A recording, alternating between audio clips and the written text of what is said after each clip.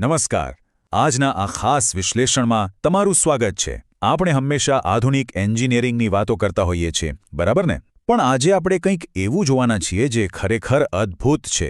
ગુજરાતના નકશા વિનાના વહાણવટાની એટલે કે લાકડાના વિશાળ જહાજો બનાવવાની પ્રાચીન કળા, હજારો વર્ષોથી વેપાર અને સાહસનો સાક્ષી રહેલો આપણો ગુજરાતનો દરિયાકિનારો એક એવી કળા ધરાવે છે જે દુનિયાભરમાં બેજોડ છે. ચાલો સીધા જ આ વિષયમાં ઊંડા ઉતરીએ. જરા એક આંકડા વિશે વિચારો. 0, બિલકુલ 0. 0 આધુનિક નકશા, 0 3D મોડલ્સ અને 0 સોફ્ટવેર પ્રોગ્રામ્સ. હા, તમે સાચું સાંભળ્યું. મહાસાગરો પાર કરી શકતા આ વિશાળ જહાજો બનાવવા માટે કોઈ જ કાગળ પરની ડિઝાઇન કે કોમ્પ્યુટરનો ઉપયોગ થતો નથી. આખીને આખી જહાજની બ્લુપ્રિન્ટ માત્ર કારીગરોના મગજમાં જ હોય છે. આ બધું જ પેઢી દર પેઢી મળેલા અનુભવ અને અદ્ભુત સ્મરણશક્તિના આધારે શક્ય બને છે.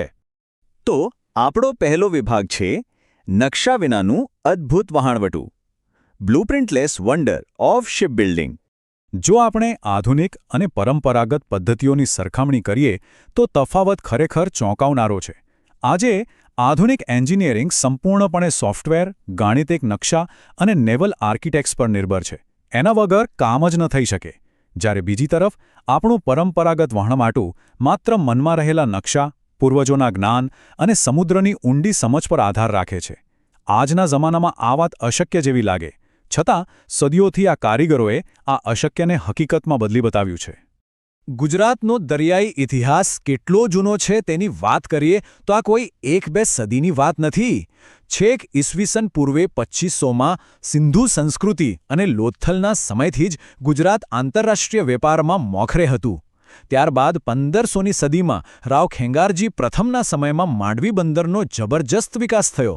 અને કમાલની વાત એ છે કે આજે વર્તમાનમાં પણ આ પ્રાચીન કળા પોતાનું અસ્તિત્વ ટકાવીને ઊભી છે. આગળનો વિભાગ છે માંડવી અને વેરાવળના કારીગરો, આર્ટિસન્સ ઓફ માંડવી એન્ડ વેરાવળ. ગુજરાતમાં આ અદ્ભુત કારીગરીના 2 મુખ્ય ભૌગોલિક કેન્દ્રો રહ્યા છે. પહેલું છે કચ્છનું માંડવી, જે અખાતના દેશો સાથે વેપાર માટે, મોટા માલવાહક અને વેપારી જહાજો બનાવવા માટે વિશ્વભરમાં જાણીતું છે. અને બીજું છે સૌરાષ્ટ્રનું વેરાવળ, જે ખાસ કરીને માછીમારી ઉદ્યોગ અને પરંપરાગત બોટ બનાવવા માટે પ્રખ્યાત છે. આ બંને કેન્દ્રોએ પોતાની આગવી વિશેષતાઓથી દરિયાઈ સફરને શક્ય બનાવી છે. હવે સૌથી રસપ્રદ વાત તો એ છે કે કચ્છનો ખારવા સમુદાય માત્ર વહાણો બનાવતો જ નહોતો. તેમની આવડત માત્ર લાકડા પૂરતી સીમિત નહોતી. તેઓ વિશાળ જહાજો ચલાવતા, આંતરરાષ્ટ્રીય વેપાર કરતા, દરિયાના ઊંડા માર્ગો શોધતા અને નવા બંદરોની પણ શોધ કરતા. ટૂંકમાં કહીએ તો તેઓ માત્ર સુથાર નહોતા, પરંતુ સમગ્ર દરિયાઈ દુનિયાના સાચા માસ્ટર હતા, જેમણે આ ભવ્ય પરંપરાને જીવંત રાખી છે. આપણો ત્રીજો વિભાગ છે લાકડાથી વહાણ સુધીની સફર, journey from wood to ship. તો આટલું મોટું વહાણ બને કઈ રીતે? વહાણની મજબૂતીનો આખો આધાર યોગ્ય લાકડાની પસંદગી પર છે. સાગ એટલે કે ટીકવુડ ખારા પાણી સામે સૌથી વધુ ટકાઉ ગણાય છે, તેથી તેનો વ્યાપક ઉપયોગ થાય છે.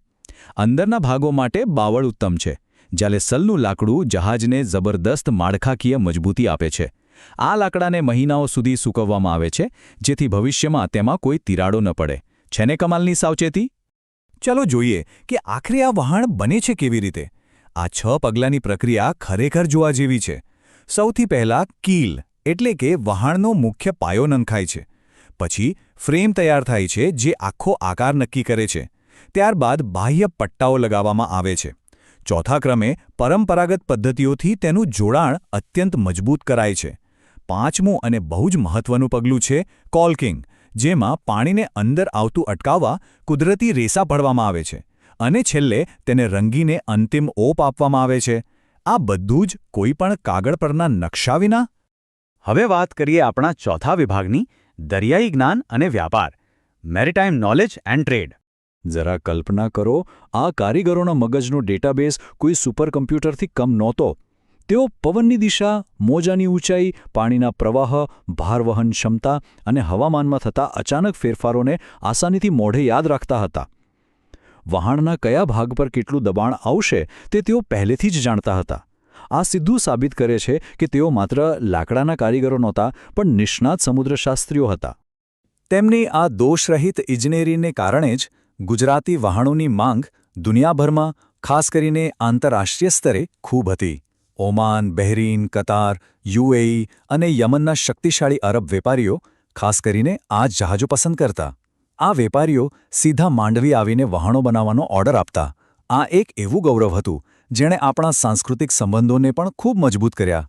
આપણો અંતિમ અને 5મો વિભાગ છે આધુનિક પડકારો અને વારસો, મોડર્ન ચેલેન્જીસ એન્ડ હેરિટેજ. પરંતુ આજના સમયની પરિસ્થિતિ થોડી અલગ છે અને તે સમજવા જેવી છે. આ ઐતિહાસિક વારસો અત્યારે ઘણા પડકારોનો સામનો કરી રહ્યો છે. સ્ટીલ અને ફાઇબરના આધુનિક જહાજોએ લાકડાના વહાણોની માંગ ઘટાડી દીધી છે. નવી પેઢી અન્ય વ્યવસાયોમાં જતી હોવાથી કારીગરોની મોટી અછત વર્તાય છે. સાગ જેવા લાકડાની આસમાને પહોંચેલી કિંમતો અને મશીનો દ્વારા કારખાનામાં થતું ઝડપી ઉત્પાદન આ અદ્ભુત જ્ઞાનને ભૂંસી નાખવાનો ખતરો ઊભો કરી રહ્યા છે. જો કે આ વહાણોની એક આશ્ચર્યજનક ટકાઉ ક્ષમતા પણ રહી છે. બ્રિટિશ યુગમાં જ્યારે સ્ટીલના જહાજોનું આગમન થયું ત્યારે પણ આ લાકડાના વહાણો અડીખમ રહ્યા. કારણ બહુ સીધું છે, તેમની મરામત કરવી એકદમ સરળ હતી, એકંદર ખર્ચ ઘણો ઓછો આવતો અને સ્થાનિક કારીગરો સહેલાઈથી મળી રહેતા હતા. તો પછી હવે આપણે આ અમૂલ્ય વારસાને કઈ રીતે બચાવી શકીએ? રસ્તાઓ છે, તેને પ્રવાસન અને શિક્ષણ સાથે જોડીને. Live demo, workshop, heritage museum, દરિયાઈ ઇતિહાસ કેન્દ્રો અને કારીગર તાલીમ કાર્યક્રમો શરૂ કરી શકાય. શૈક્ષણિક પ્રવાસો દ્વારા નવી પેઢીને આ ગૌરવશાળી ઇતિહાસનો પ્રત્યક્ષ અનુભવ કરાવીને આ કળાને ચોક્કસ જીવંત રાખી શકાય છે. આ કળા માત્ર લાકડાના કેટલાક ટુકડાઓ પૂરતી સીમિત નથી. આથી જ તે યુનેસ્કો ઇન્ટેન્જિબલ કલ્ચરલ હેરિટેજ એટલે કે અમૂર્ત સાંસ્કૃતિક વારસાની માન્યતા મેળવવા માટે એકદમ યોગ્ય દાવેદાર છે. આ માત્ર કોઈ ભૌતિક વસ્તુની વાત નથી, પરંતુ માનવીય કૌશલ્ય, પેઢીઓનું પરંપરાગત જ્ઞાન અને એક આખા સમુદાયની ઓળખની વાત છે, જેને જાળવી રાખવી એ આપણી સહિયારી ફરજ છે. આખી રસપ્રદ સફરના અંતે એક બહુ મોટો પ્રશ્ન મનમાં ઊભો થાય છે. શું આધુનિક મશીનો ક્યારે માનવીય અનુભવ અને પેઢીઓના જ્ઞાનનું સ્થાન લઈ શકે ખરા? માંડવી અને વેરાવળના આ કારીગરોની અદ્ભુત કળા આપણને એક જ વાત યાદ અપાવે છે કે સર્જનાત્મકતા અને માનવીય બુદ્ધિનું મૂલ્ય કોઈપણ અત્યાધુનિક મશીન કે સોફ્ટવેર કરતાં હંમેશા ઘણું વધારે જ રહેવાનું છે. તો આ અદ્ભુત વારસાને જાણવાની યાત્રામાં જોડાવા બદલ તમારો ખૂબ ખૂબ આભાર. ફરી મળીશું એક નવા વિશ્લેષણ સાથે.